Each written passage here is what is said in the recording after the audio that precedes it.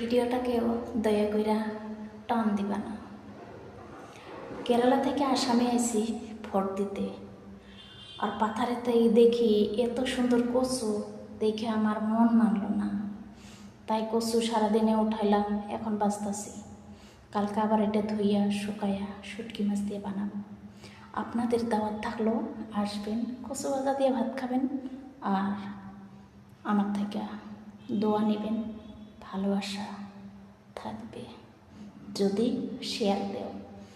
কেরালায় এই কচু পাই না, তাই এই কচু পাইছি, কালকা টেস্টি করে বানায় খাম। আপনাদেরও দাওয়াত থাকলো। এত সুন্দর করে কাটছি, আবার কালকা সুন্দর করে টেস্টি করে ভাজবো শুটকি মাছ দিয়া, মস্তি করে খাবো। আপনাদের দাওয়াত থাকলো। কচু ভাজা ভাত খাইয়া শেয়ার দিবেন ভিডিও। যত